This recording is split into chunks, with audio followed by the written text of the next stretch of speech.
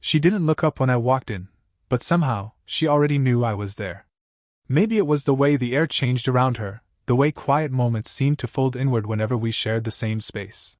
Her hand paused mid-page, her fingers resting on the edge of a coffee-stained paperback, and then, slowly, she glanced over her shoulder. That look. It wasn't loud or deliberate. Just a small acknowledgement that hit deeper than words. I'd seen her before years ago, when she used to teach the evening writing class at the community center. Back then, I was too unsure of myself to say anything beyond polite questions about sentence rhythm or character arcs. But now, standing in front of her again, she looked different. Softer, maybe? Or maybe I'd just grown old enough to notice the kind of softness that hides behind restraint. "Didn't expect to see you here," she said, voice even, but her thumb was still pressed against that same page. "I didn't expect to come in," I admitted. "But the rain sort of pushed me inside." She smiled, half amusement, half something she quickly tucked away. "Then I suppose we owe the weather." There was a small cafe hum behind us, cups clinking, a milk frother hissing, someone's quiet laughter from another table. But between us, the noise seemed to fall away. Her sleeve brushed mine when she gestured toward the chair across from her, and my pulse stumbled in a way that felt both sudden and familiar. "Still writing?" she asked. "Trying to," I said. "Mostly notes that don't go anywhere." "Notes can still mean something," she murmured. Then, as if realizing how intimate that sounded, she reached for her cup, avoiding my eyes. "Sometimes what we don't finish says more than what we do." I nodded, but the truth was I could barely think about words anymore. Not with her sitting there, light catching in her hair, the soft lines around her eyes deepening each time she smiled. There was a calm to her, a self-possession that made me want to listen, to learn the language of her silences. When the waiter passed by to refill her coffee, she lifted her cup but didn't drink. Her fingers stayed curled around the warmth instead. And when she finally looked at me again, her gaze lingered just a second too long. It wasn't an invitation, not exactly. But it wasn't distance either. It was that middle space where everything unspoken lives, the things we pretend not to feel because naming them would make them real. "You always used to overthink things," she said quietly, as though she could still read the thoughts I was trying to hide. "Still do," I replied. "But I'm getting better at pretending I don't." Her laugh came out small, restrained, but her eyes softened.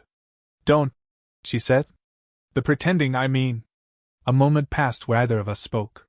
The air between us grew still, heavy with something that didn't need defining. She reached for her pen, her hand brushing mine as she moved it from the edge of the notebook. The contact was brief, seconds, maybe less, but it rewrote every sound in the room. For a heartbeat, she didn't pull away. And I didn't move. Then, the cafe door opened, and the rush of cold rain-filled air broke the stillness. She blinked, looked down, and the moment folded itself back into the ordinary. "Looks like the rain stopped," she said. Her voice was steady again, her walls rebuilt. "Yeah," I answered, though part of me wished it hadn't. She closed her notebook, slid it into her bag, and stood. Her fingers hesitated for the briefest second near my shoulder, like she might say something more, then she didn't. Instead, she smiled, quiet and unreadable. "Maybe I'll see you around." And before I could reply, she was already walking toward the door, leaving behind nothing but the faint warmth of her touch, and the echo of everything she hadn't said. The next time I saw her, it wasn't planned. It never was. She stood by the back shelves of the bookstore, tracing the spine of an old poetry collection like it was something living. The same hand that once guided my essays now lingered over Neruda and Rilke as if remembering what language used to feel like. She turned when she heard me. "You work here now?" "Part-time," I said, trying to sound casual. "Helps with rent. And the books keep me company." Her smile was faint, knowing. "Books are good that way. They never ask too much." There was a pause, a quiet one that felt heavier than it should. She wasn't wearing the same calm as before. Something in her posture was tighter, shoulders drawn in. The silver at her temple caught the warm light, and for a second, she looked both impossibly strong and quietly exhausted. "Long day?" I asked. She nodded, brushing a lock of hair behind her ear. "My department's cutting funding again. It's like watching a place you've built start to fade." The way she said it, low, careful, but trembling at the edges, told me more than she wanted me to know. "I'm sorry," I said softly. Her gaze flicked to me, then away.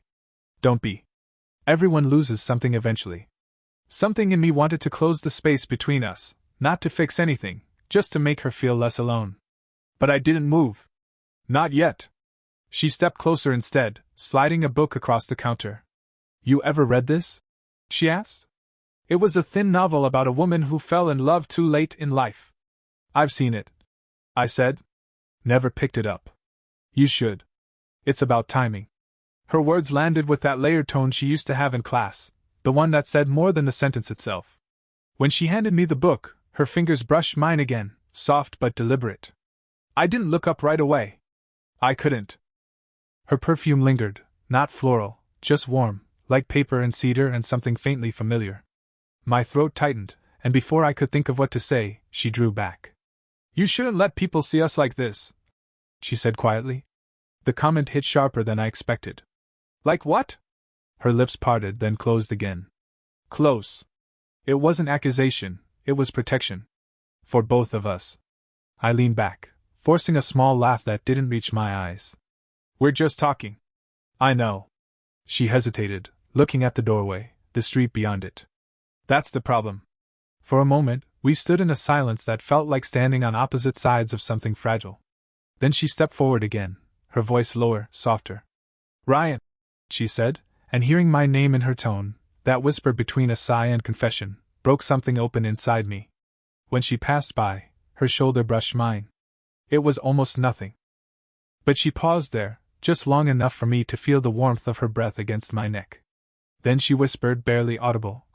You shouldn't make it so easy to care. And before I could answer, she was gone, leaving me with the book still in my hand, and the faint electricity of her touch still burning beneath my skin. She came back the next evening, or maybe I did. Neither of us said which of us arrived first. The bookstore was quiet, the kind of quiet that made every sound a secret. She stood in the corner near the window, the light from the street lamps cutting across her face. You're still here, she said, setting her bag down beside the counter. Couldn't sleep, I said. Thought I'd read. Her eyes flicked to the clock. At 10:30 at night? Books don't mind the hour. She smiled, the kind of smile that almost hid how tired she was. No, they don't. The space between us was small. Too small. I could smell the rain on her coat, the faint trace of her perfume from the day before. When she leaned in to pick up a dropped bookmark, her shoulder brushed mine, not accidental, but not deliberate either.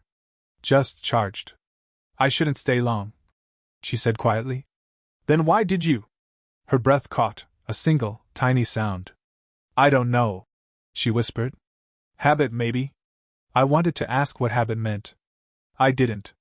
Instead, I watched her fingers trace the edge of a book like she was stalling for time. That's when the bell above the door chimed. We both turned. My coworker stepped in, still in his jacket, surprised to find anyone here. Didn't think anyone was closing tonight, he said, looking between us. She just stopped by to return something, I said quickly. Aisha gave a polite smile, the kind that erased everything personal. Yes, just returning. He nodded, waved, and disappeared into the back room. The silence that followed was sharper now, thinner. You're getting good at that, she said. At what? Making things sound innocent. I took a breath, unsure if it was accusation or admiration. It's not wrong to talk. No, she said, stepping closer again. But people love to fill in what isn't there. Her hand rested on the counter, inches from mine. I could see the faint tremor in her fingers, maybe nerves, maybe restraint. Does it bother you? I asked. It should. But it doesn't? She exhaled slowly, the air between us warming. That's the problem. There was a heartbeat, too, where everything stilled. Her eyes lifted to meet mine, and something inside me gave way. She reached up, brushing a strand of hair behind her ear, her arm brushing my chest. The contact was soft, fleeting, but it left a pulse in its wake. I didn't mean to lean in, it just happened. Ryan, she breathed, voice low, warning and wanting at once. Before anything could happen, the sound of a message pinged from her phone, sharp, sudden, too real. She froze, stepping back. Her expression changed. Guarded again. I should go. I nodded, but she didn't move right away. We both stood there, caught, suspended in the echo of something unfinished. Finally, she reached out, fingertips brushing my wrist. A small, deliberate touch. We shouldn't, she whispered. But her hand didn't let go until she had to. And when she finally left, the air still held her warmth, the proof that almost can be more dangerous than anything real. It had been 3 days since she last came in. I told myself I wouldn't notice, but the lie was too thin to hold. Every time the doorbell chimed, I looked up too quickly, pretending I was waiting for a customer. Then, one evening, there she was again, standing in the doorway like she'd been debating it for hours. Her hair was damp from the drizzle outside, the coat clinging softly at her shoulders. She looked both determined and uncertain. "I shouldn't have come," she said. "Then why did you?" I asked, quieter than I meant to. She hesitated, then let out a breath. "Because I keep thinking about that night." "About what almost?" She stopped herself. "I thought distance would help." It didn't. Her honesty hit harder than any confession. The space between us disappeared before either of us decided it should. I reached for the towel behind the counter and handed it to her, fingers brushing hers. Her hand was cold, trembling slightly. "You're shaking," I said. "Am I?" She gave a small laugh, brittle, nervous. "Maybe it's the rain." But when I touched her wrist, her pulse was quick, unsteady. She didn't pull away. "I can't stop thinking about it either," I admitted. "The way you looked at me, like you wanted to stop but didn't." Her eyes met mine, wide, searching. "You don't understand how dangerous this is." "Then explain it," I said. "Make me understand." She stepped closer, her voice dropping to almost a whisper. "People talk. They see things that aren't there. And even if they didn't, you're too young?" I said. She didn't answer, but the silence said enough. Her breath brushed my collar when she spoke again. "You think this is just attraction, but it isn't. It's everything I told myself I wasn't allowed to feel again." I didn't know if she meant because of me or because of someone before me, maybe both. When she finally looked up, her eyes shimmered not from tears, but from the effort of holding them back. "You shouldn't be here," she whispered. "I already am." She let out a breath, half frustration, half surrender. Her hand lifted to my chest, not a full touch, just her fingertips pressing lightly through my shirt. The kind of touch that makes breathing feel like a confession. "Ryan!" She said my name like it cost her something. I raised my hand, brushing a strand of wet hair from her face. She didn't move. Her eyes fluttered shut, lips parting slightly as if to say something, but nothing came out. For a moment we were suspended, her hand on my chest, mine against her cheek, our breaths tangled in the small space between. Then she whispered, barely audible. "If we cross this line, nothing stays the same." "Maybe that's what I want," I said. The words hung between us, heavy, irreversible. And just as she leaned in, just enough for the world to stop moving, a knock came from the glass door behind her. Her body froze. Through the reflection, a shadow moved, someone from her department, maybe, calling her name. She stepped back instantly, eyes wide, heartbeat visible in her throat. "Don't," she whispered, to herself, to me, to the moment we both almost let happen. Then she turned toward the door, leaving me standing there with her warmth still fading from my skin, and the echo of what almost was still burning like it had happened. The next morning, I found her notes slipped between the pages of the book she'd left behind. Just my name on the front, nothing else. Inside, only one line, asterisk. "We both need to stop pretending we don't already know how this ends." Asterisk. I didn't see her for days. The silence felt heavier than the words she hadn't written. Every creak of the door, every voice near the shelves, I caught myself hoping. When she finally appeared, it wasn't calm this time. She looked tired, distracted. Something had cracked in the careful distance she always carried. "You shouldn't have come," she said before I could even speak. "I could say the same." She laughed once, short, sharp. "It's not the same for you." "What happened?" Her hand trembled as she adjusted her scarf. "Someone saw us that night." I froze. "One of my colleagues," she continued. "They asked me if I was seeing someone. I said no. I said I barely knew you. It shouldn't have hurt, but it did, deeper than I expected." "You lied." "I had to," she whispered. "They'd ruin everything. My work, my reputation, and what about us?" The question slipped out before I could stop it. Her eyes snapped to mine, raw and exhausted. "There is no us, Ryan. There can't be." The words hit like cold rain, but her voice betrayed her. It wasn't certainty, it was self-preservation. I stepped forward, close enough to feel the heat radiating off her coat. "Then why are you here?" Her lips parted. Because I couldn't sleep without hearing your voice. That admission hung in the air, fragile, reckless.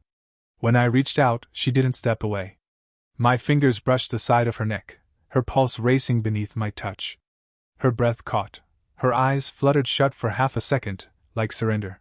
You can't do that, she said softly, but her voice shook. Tell me to stop, I whispered. Her hand rose to my wrist, not to push me away, just to hold it there, like she needed proof of something real. Do you know what they'd say? She murmured. About me? About you? I don't care what they say. Her laugh came out broken. That's because you still can afford not to. She stepped back, but I could see the fight in her, the way her hands clenched like she was holding herself together. You're angry, I said. I'm scared, she admitted. Of you? Of myself. Of what I'll do next if you keep looking at me like that. The air between us burned with everything unsaid. I can't lose what's left of my life for something that might not last, she said finally. Then don't, I answered. Let it last right now. Her breath trembled as I said it, the distance between us collapsing again, until her phone buzzed on the counter. She glanced down, and I saw her expression change. One word flashed across the screen, Dean. She looked back at me, torn between fear and something like longing. I have to fix this, she said, barely above a whisper. Before it fixes me. And just like that, she turned and walked out, leaving behind the faintest scent of rain and regret, and the feeling that the truth had finally tipped everything past the point of no return. The night she returned, the storm had already started. Sheets of rain blurred the street outside, the glass trembling with every gust. I was closing the shop when I saw her silhouette through the door, coat soaked, hair clinging to her face, eyes full of something raw and final. I shouldn't be here, she said, stepping inside. You've said that before. This time, I mean it. Her voice cracked slightly, betraying the weight she'd been carrying. She stood near the counter, dripping rainwater onto the worn wood. I grabbed a towel and handed it to her, same as before, the small, familiar gesture that somehow felt dangerous now. She took it, but her hand lingered over mine. Neither of us spoke. The silence was too loud to interrupt. Finally, she said, He knows. Your Dean? She nodded. Someone told him. There's a meeting tomorrow. They'll want an explanation. My stomach tightened. What will you say? That it was nothing, she whispered. That you were just a student. That I barely knew you. The same lie again, only now, I could see how much it hurt her to say it. I stepped closer, my voice low. And what will you tell yourself? She looked up sharply, eyes glistening. That it has to end before I lose everything I've worked for. Her breath came faster, uneven. I could feel the warmth radiating off her skin even as she trembled. This, whatever it is, it can't follow me into tomorrow. Then don't go, I said, the words reckless and quiet. She gave a small, broken laugh. You think it's that simple? No, I admitted.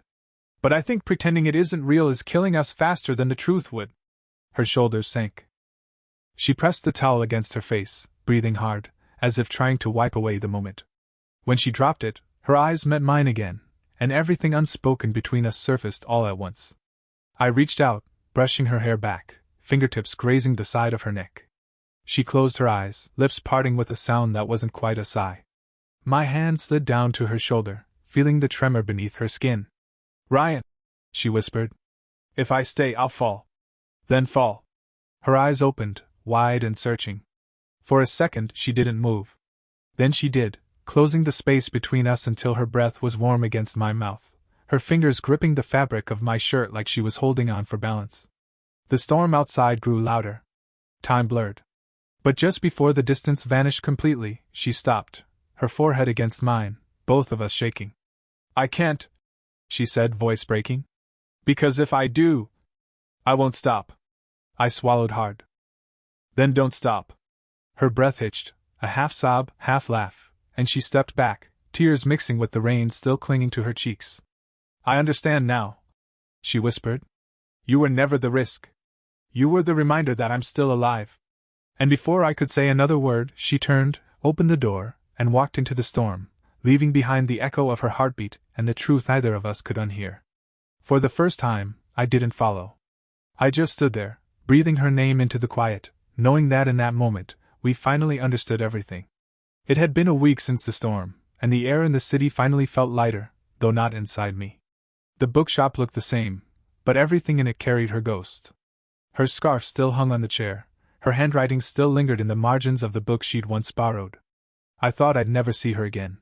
Then one evening, just before closing, she walked in. No rain this time. No trembling hands or half-spoken apologies. Just a quiet smile that didn't hide behind fear anymore. "Hi," I said, unsure if I was dreaming. "Hi," she answered softly, setting a small envelope on the counter. "It's over." I blinked. "The investigation?" She nodded. "They didn't have proof. I told them the truth, that nothing happened. At least, nothing they could understand." Her words hung there, calm, final, yet full of meaning. I exhaled, tension unspooling slowly. "So, what now?" She looked at me, her expression tender. "Now I stop running from the parts of me you reminded me existed."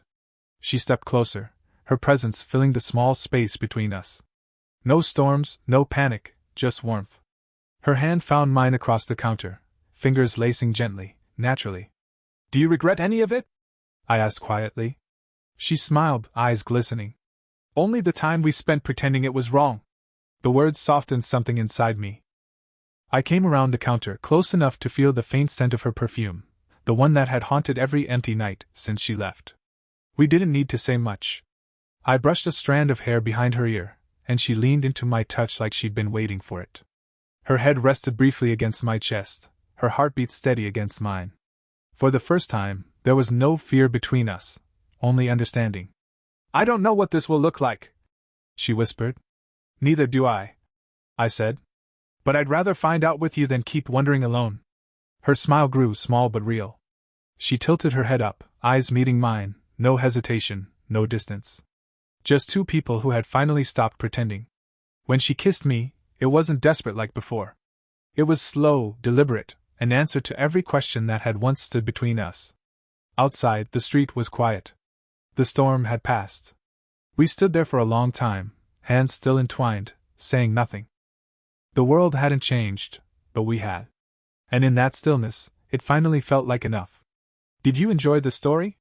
What kind of stories would you like to hear next?